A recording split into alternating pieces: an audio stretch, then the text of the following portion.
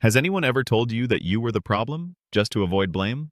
They say you don't remember everything people say to you, just how they made you feel, but that's a lie, because I remember exactly what my mother said to me that afternoon, in that worn-out kitchen that always smelled like cinnamon and something burnt. I stood there holding the letter I'd printed out from my laptop in the school library, hands shaking a little because this moment felt huge to me. It wasn't just about college or tuition or financial aid.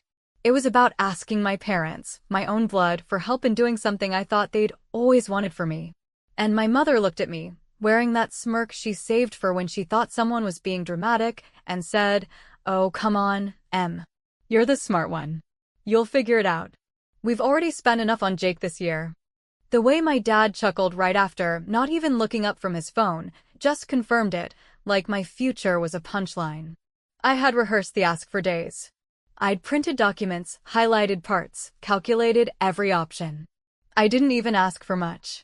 I'd already been awarded a partial scholarship, but it didn't cover room and board, and I'd been accepted to my dream school, something I worked toward for 4 years straight while Jake coasted through high school like it was a summer camp. He was already 20, still living at home, working part-time at a marina because he liked being around toys, and somehow, he was still their investment. Not me. When I asked, it wasn't a whine or a guilt trip. I said it plainly, directly, like an adult. I need some help covering the remaining tuition. I can apply for more loans, but anything would help. That's all I said. My voice didn't even crack, but inside, my throat was sandpaper, and I was begging not just for money, but for recognition. That I was worth betting on. And they laughed. Not a full-on belly laugh. Worse. It was the dismissive kind. The here she goes again kind. The one that says, "Don't you know your place?" My mom even made a joke about Jake needing new tires before summer started because Lord knows that boy goes through them like candy. That night, I cried in the shower with the water on full heat because I didn't want them to hear me. That was the last time I cried over them. 2 days later, I opened Instagram, and there it was, a photo of Jake standing next to a brand new jet ski, flexing his sunburnt bicep like he'd won the damn lottery. My parents were tagged. The caption read, "Our boy deserves to play hard after working so hard. Can't wait to see him out on the lake this summer." And just like that, I understood something I'd never wanted to believe. I was never going to be the one they chose. Maybe it had always been that way and I just hadn't noticed. Or maybe I had, but I made excuses because that's what kids do when they want to believe their parents love them the same. I remembered the Christmas I asked for a used laptop so I could write papers without borrowing from the school. I got socks and a hoodie. Jake got a drone. Or the way my dad called him champ and stud and called me kiddo like I was some intern passing through their lives. That photo broke something in me. Not out of jealousy. Not even out of rage. It was something colder. A quiet severing. Like someone cutting a rope that had already been frayed to the edge. I stared at that picture for 20 whole minutes. Then I took a breath, got up from my bed, walked to my desk, and opened my laptop. I searched for full-ride scholarships that didn't require parental income verification, then I applied to 5. I wrote essays like my life depended on them because at that point it did. And a month later, I got one. It wasn't the dream school, but it was good. Better than good.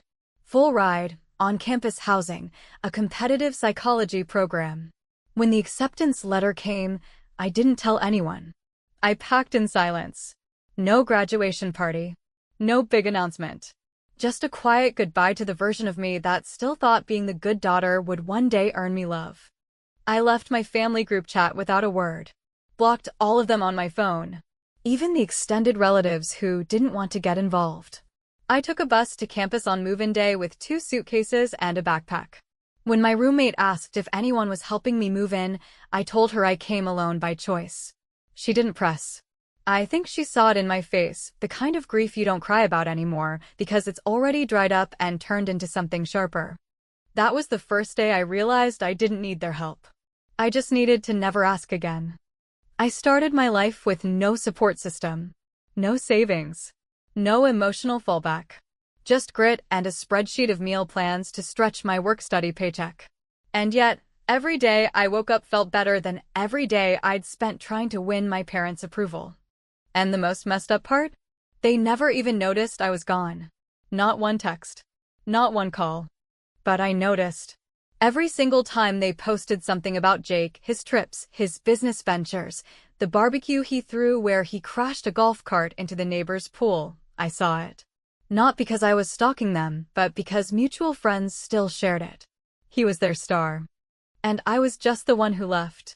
But I had a plan. I wasn't just going to survive. I was going to succeed in silence. I was going to build a life so full and rich and earn that, one day, they'd have no choice but to see it and know they had nothing to do with it. I didn't need revenge. I needed to vanish from their world so completely that when I came back, it would only be to prove one thing. That they were wrong. And they'd never get a second chance to make it right. Because people like them only see the truth when it's dressed in a cap and gown, standing on a stage, looking down on everything they threw away. And I couldn't wait for that moment. I lived for it. Let's just say, blocking them was the first favor I ever did for myself. But it wasn't the last. It's a strange thing, the first time you deliberately go no contact with people who once fed you, clothed you, and kissed your forehead when you had the flu, as if those small, obligatory gestures of parental care should be enough to balance out years of favoritism, emotional neglect, and quiet, persistent reminders that you were never the priority, never the chosen one, never quite the child they had hoped for when they imagined their perfect family. I remember sitting on the edge of my twin bed in that cramped room, lit by a flickering bulb and the glow of my laptop screen, staring at the acceptance email from River Hill State University, a place I hadn't even considered until I realized my first choices were completely out of reach without my parents' financial forms, and feeling both elated and hollow at the same time. Like someone had handed me a life raft in the middle of the ocean, but told me I'd have to paddle to shore with my bare hands. There was no celebration, no confetti, no proud toast in the kitchen. I didn't run downstairs shouting, I got in, the way Jake did when he was accepted to a local trade program that he dropped out of after 2 semesters. Instead, I sat there in the dim light, rereading the letter over and over, not because I couldn't believe it was real, but because I couldn't believe I had done it alone. That quiet moment, unshared, unpraised, unacknowledged, was the first time I felt the depth of what it meant to not just be independent, but invisible. I waited 2 full days before making the decision, not because I had doubts about the school, but because I still had a whisper of hope that someone, my mother, my father, even a passing aunt, might call or check in or notice I hadn't spoken since the jet ski incident, as I'd started calling it in my head. But silence has a weight of its own, and eventually, you stop expecting it to be broken. So on a humid Tuesday morning, with the window open and the sound of a neighbor mowing his lawn filling the background, I opened the family group chat and scrolled through the most recent messages, pictures of Jake grilling steaks, a new patio set they were so excited about, and a meme my mom thought was hilarious about women who talk too much, and I felt something inside me just crack. Not loudly. Not with anger. Just a slow, steady splintering like the first sign of ice breaking beneath your feet. I held my breath, hit leave group, and didn't even watch the confirmation disappear before I went straight to my contacts and started blocking them one by one: Mom, Dad, Jake, Aunt Lorna, Uncle Mike. Until all that remained was a blank space where a family used to live. My hands didn't shake. My heart didn't race. It felt more like sealing a wound than cutting one open. Like stitching myself up before I bled out. When move-in day came, I didn't ask for help. I booked a Greyhound, printed my ticket at the library, and took a cab to the bus station with 2 suitcases, a backpack, and a heart so hardened it felt like granite. I remember watching other freshmen arrive with their parents in SUVs, moms crying, dads giving awkward backpats, younger siblings tagging along like shadows. There was a lot of hugging. A lot of "call us tonight, okay? And do you have your charger?" I walked past all of it like a ghost. Nobody asked if I needed help, and honestly, I wouldn't have accepted it if they had. My roommate, a girl named Jasmine with bright eyes and loud opinions, raised an eyebrow when I said I didn't need help unpacking. She asked casually, "No one came with you?" And I said, "I came alone." She didn't push. Maybe she recognized the tone. Maybe she had her own story. Either way, she nodded and moved on, and that was the first tiny thread of connection I allowed myself to acknowledge in months. We didn't become instant best friends, but there was something about her unfiltered honesty, her complete lack of pity, that made her safe. That first night in our dorm, I lay on the narrow mattress, staring at the speckled ceiling, and I made a silent promise to myself that I would never again ask anyone to choose me. Not in the way I had asked my parents to. That part of me was gone. Buried. The girl who needed to be loved by the people who raised her had died quietly somewhere between a Facebook post and a family dinner I hadn't been invited to. In her place was someone leaner, hungrier, and far more dangerous. Someone who didn't need applause to perform. Someone who would make it on grit, brains, and a stubborn refusal to stay small. The days turned into weeks, and while the other students struggled to adjust to dorm food or cried about missing home, I felt nothing but clarity. I worked 2 part-time jobs on campus, one in the library and one in the student center cafe, kept a color-coded planner that organized my hours down to 15-minute increments, and made friends with my professors before I even knew the names of my classmates. I kept my head down, my focus sharp, and my emotions locked up like expensive wine behind glass. I had no time to fall apart, no room for failure, and certainly no patience for distractions. And yet, every now and then, like a mosquito bite I couldn't stop scratching, I'd find myself looking. Not contacting. Not reaching out. But looking. Sometimes Jasmine would scroll through social media on the couch, and I'd catch a glimpse of my brother in a post someone shared, beer in hand, shades on, grinning beside a lake, and I'd feel a strange twist in my stomach that wasn't jealousy or anger, but something colder. Something like resentment dipped in grief. I'd glance at the photo, nod slightly, and return to my textbook.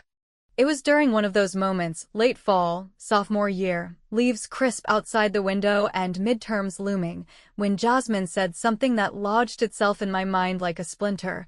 "You know, it's wild how some people get so much for doing so little, and others get so little for doing everything right." I didn't answer. I didn't need to. She wasn't just talking about Jake, but she might as well have been. I'd chosen silence over conflict, discipline over disappointment, and distance over devastation. And I wasn't going to break that now. My parents hadn't called, emailed, or written. Not once. Which meant they either didn't care, or they hadn't even noticed I was gone. And, honestly, I wasn't sure which possibility hurt more. But I wasn't about to let either of them stop me. Because if they had forgotten me, I'd make sure the world remembered. One accomplishment at a time. There's something profoundly humbling about building your life from the ground up while knowing, deep in your bones, that nobody is watching, nobody is cheering, and nobody back home gives a damn if you make it or not, because in the absence of expectation, in the complete silence of support, there's a kind of brutal clarity that either crushes you or hardens you, and in my case, it turned me into someone even I barely recognized by the end of my second year. By the time most of my classmates were still figuring out how to balance studying with socializing, I had already carved out a schedule so tight and meticulous it could have passed for military grade.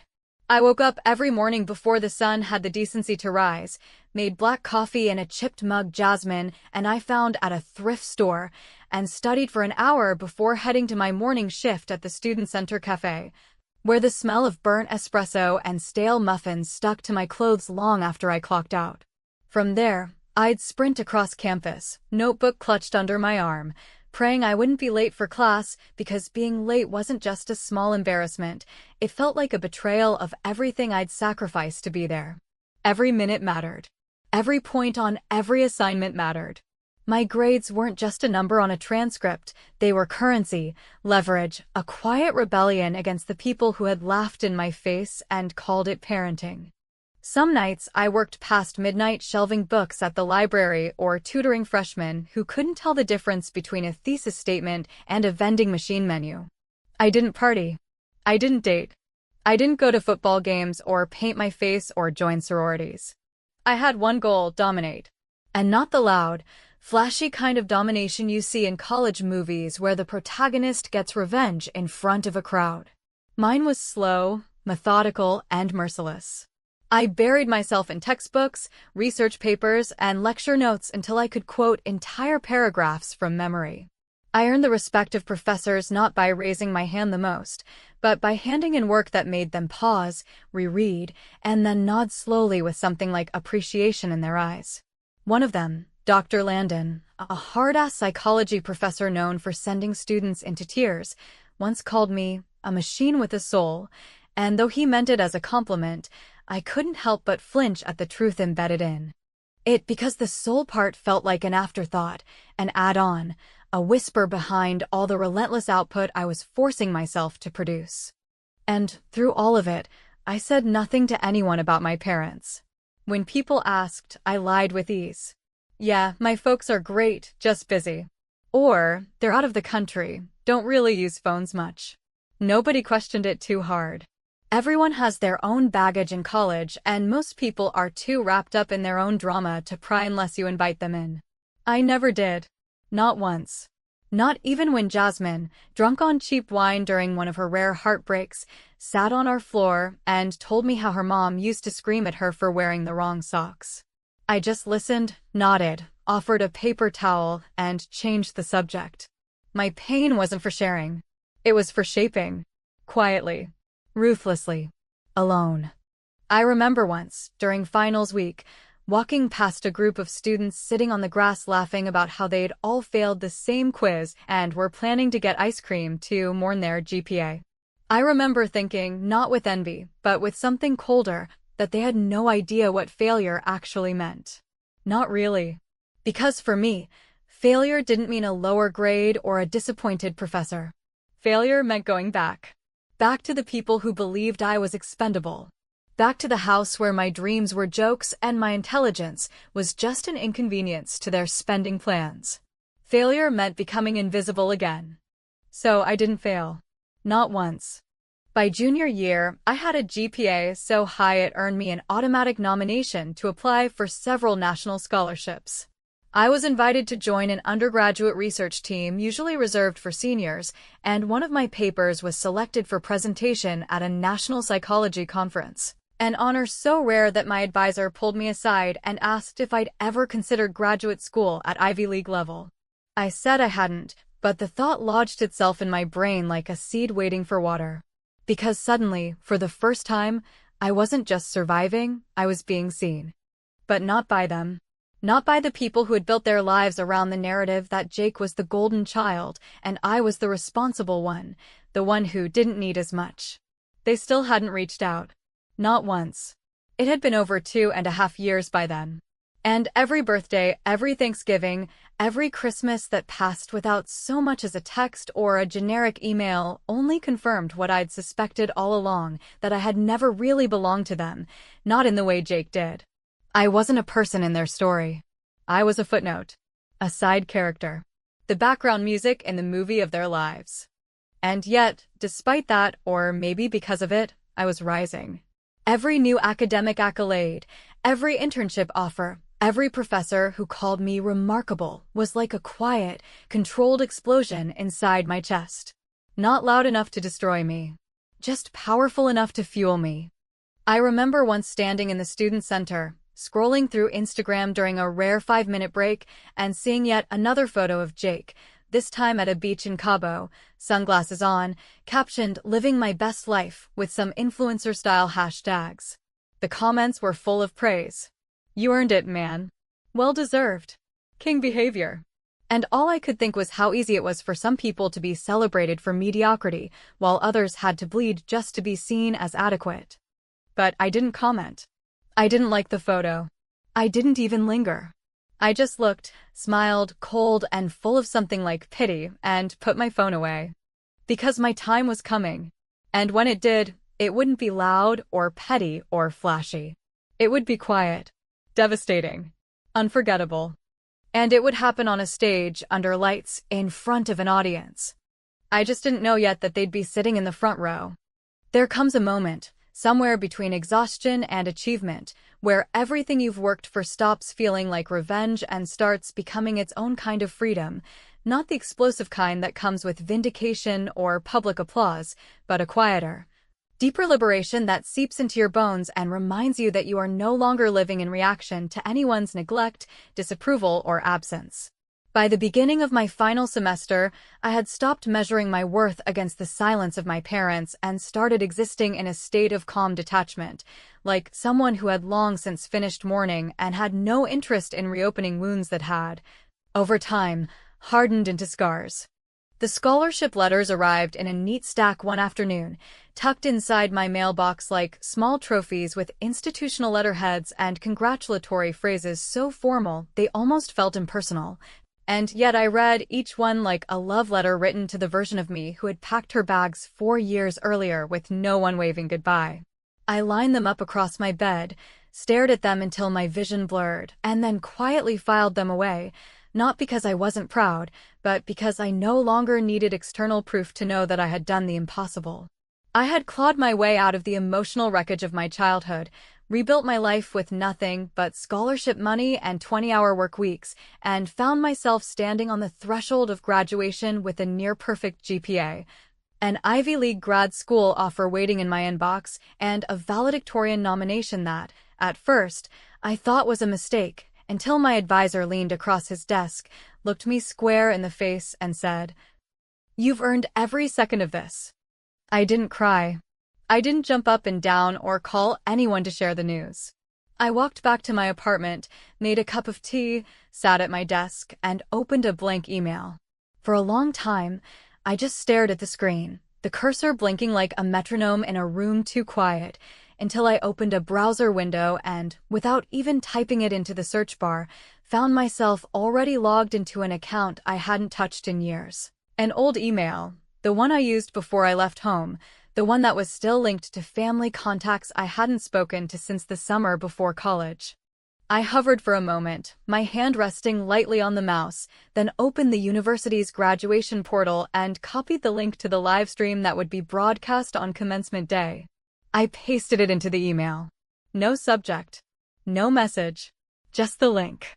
And then I began typing out the names, one by one: Mom, Dad, Jake. I didn't look at the profile pictures, didn't pause to read any signatures, didn't allow myself the indulgence of wondering if they'd changed.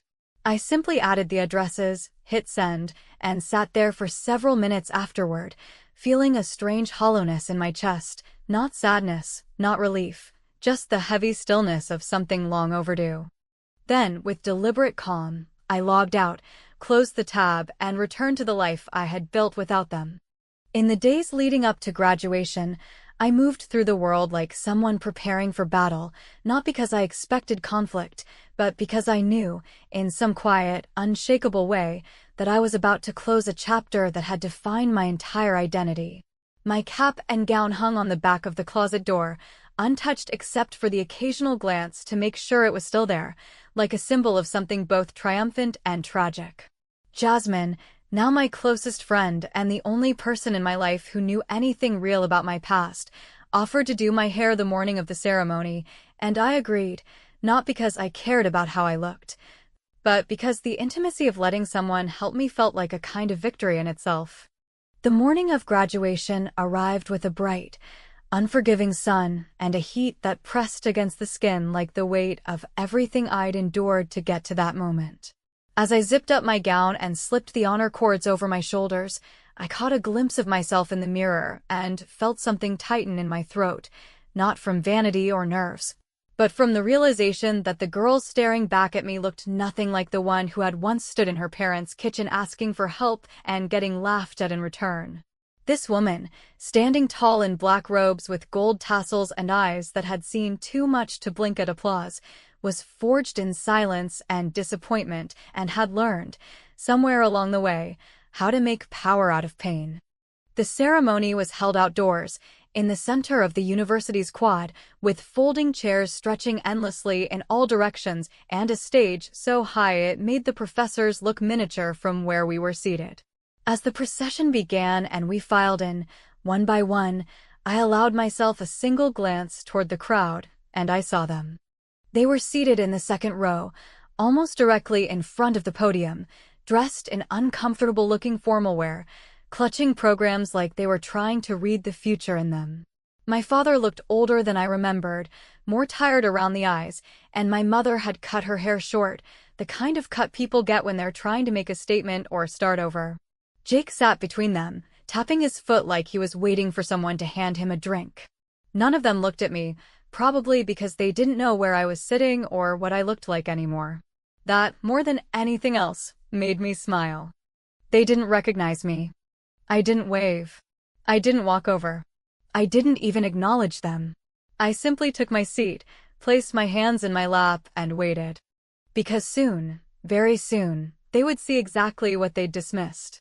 And there would be no jet ski flashy enough, no Instagram caption clever enough, and no drunken backyard barbecue loud enough to drown out the truth of what they were about to witness.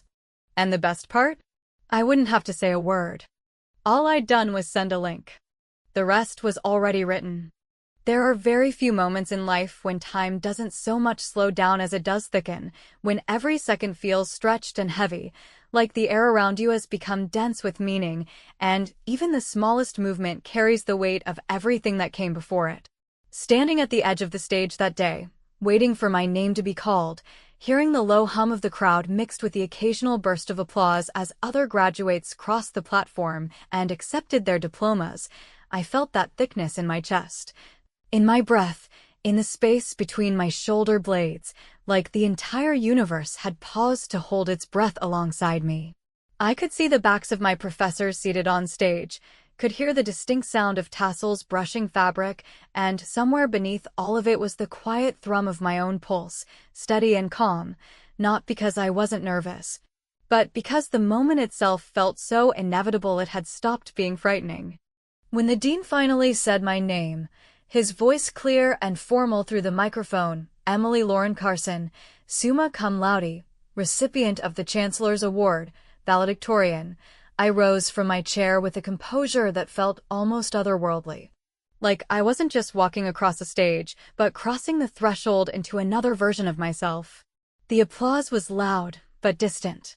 The sun was hot, but I barely felt it. All I could focus on was the movement of my feet, the feel of the wood beneath my heels, and the slow sweep of my eyes toward the front row, where they sat, my mother with her lips pressed tightly together, my father looking straight ahead like if he blinked. The spell might break, and Jake slouched in his chair, clearly not expecting the person now walking toward the podium to be the girl they hadn't seen in 4 years. If they had hoped for an anonymous ceremony, a forgettable name in a sea of caps and gowns, they were out of luck. I had spent the last 4 years working not to punish them, not to prove them wrong, but to earn this exact moment, the stillness, the spotlight, the irreversible recognition that could not be undone, ignored, or laughed off.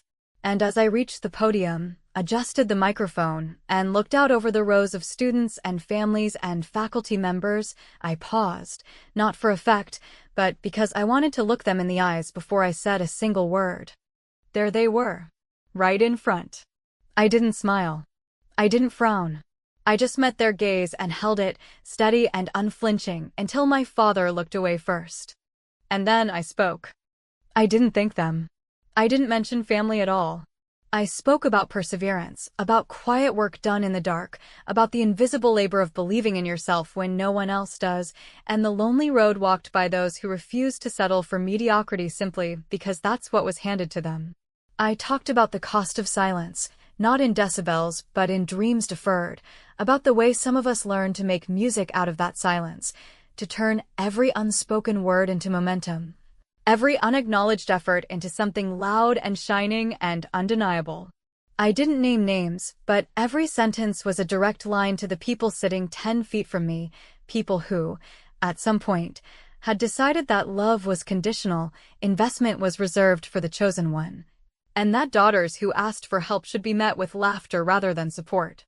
As I continued, I noticed my mother's eyes narrow, her jaw clenched just slightly, and in that flicker of discomfort, I saw a glimpse of the recognition I had been chasing for years, not approval, not pride, but the sickly awareness of a mistake realized too late, the kind of mistake that no apology can fix and no photo album can rewrite.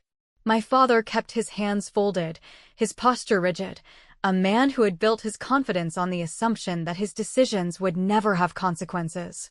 Jake, for once, wasn't scrolling his phone. He was just staring. Blank. Like the pieces were starting to fit, but the picture they formed didn't make sense to him yet. He had always lived in the version of our family where he was the center, where I was the quiet background presence who studied too much and asked for too little. But today, I wasn't in the background. I was standing above them, speaking in full control of my voice, of the crowd, of the moment, and I made sure they knew it. My final words weren't planned, but they came out like they'd been waiting at the back of my throat for years, carefully rehearsed in the silence between phone calls that never came and holidays spent with textbooks instead of people. I said, sometimes, the people who break you will have front row seats to the life they told you you'd never have. And when that moment comes, you don't need to shout or point or explain. You just have to rise. Quietly. Completely. And let them watch. The applause that followed was deafening, but I didn't hear most of it. I stepped away from the podium, descended the stage, and walked past their row without turning my head, though I felt the heat of their stares burning into my profile. I didn't stop. I didn't look back. I didn't give them the satisfaction of acknowledgement, because acknowledgement is a gift, and after everything, I was finally wise enough to give it only where it was earned. Later, after the ceremony, while the quad filled with families embracing, posing for pictures, laughing over flowers and future plans, I stood off to the side with Jasmine, who had taken photos of me during the speech and said, only half joking, that I looked like a war general addressing troops. I laughed not because it was funny, but because it was accurate. I had fought a war for my self-worth, a war for independence, a war for the right to define my own story. And I had won. At some point, I noticed my parents still lingering near the seating area, glancing around, their expressions uncertain, as though waiting for a cue that would never come. They didn't approach. They didn't call out. Maybe they thought I'd walk over. Maybe they still believed that being a parent entitled them to some final scene, some redemptive ending where I hugged them and said thank you for showing up. But I never moved. Because this wasn't their ending. This was mine. And it didn't need closure or reconciliation or even words. It needed only distance. And silence. The same silence they had once used to make me feel small. Only now it belonged to me.